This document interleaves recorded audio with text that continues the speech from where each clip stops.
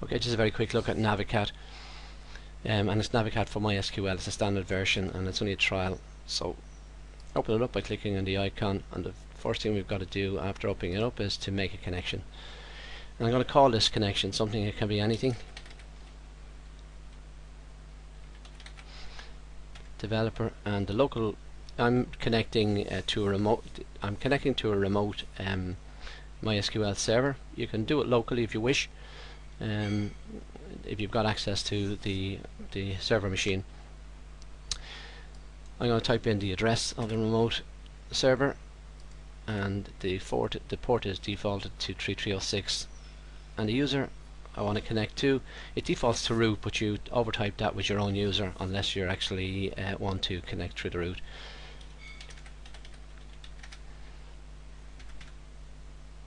And the password.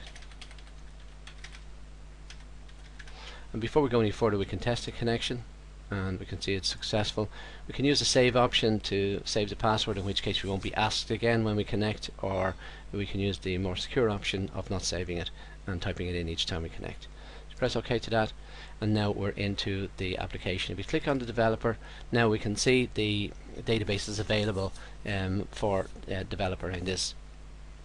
And the database I'm interested in looking at here is this NHSI pool, and we can see we've got a list of the tables with some details about the data engine using the modified table and so on. We can do the usual stuff by clicking on these, but I just want to show the database viewing tools. And the way we do this is we select the database and we choose reverse data to model, and we click on that, and we can see a new window opens. Just going to stretch it out so we can see it on the screen. So we can see the new window opens with the various elements on it. So basically it's kind of reverse engineered the accounts. We can go through the process of adjusting and updating those tables through this view if we wish, but I'm just going to look very quickly at the relationship making part of it.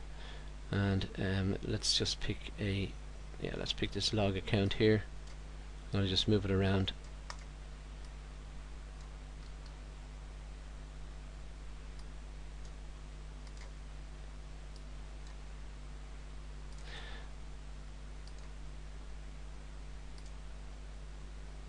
Okay, move it around here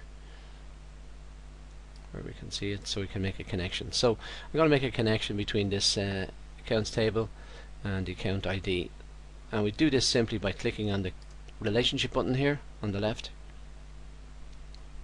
and dragging and dropping the connection between the primary key and the foreign key. So we can see it's both account ID integer. Okay, so we can see the connection is made, and we can do some stuff with that. We can design a relationship, we can look at it, we can add indexes and even comments and various stuff on here.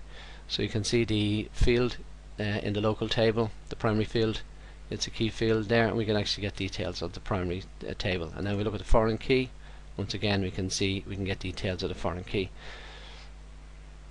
So another useful feature is if we right click on the connection, we can add a vertex. This is to make it look a bit better, and so for instance we can move this icon to the appropriate location for the table if we want to make it look more easy to understand. And you can see we can add vertexes,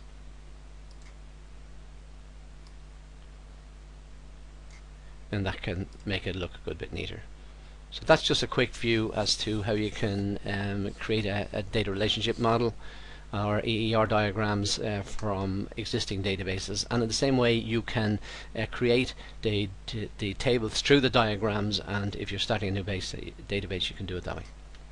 Thanks for watching.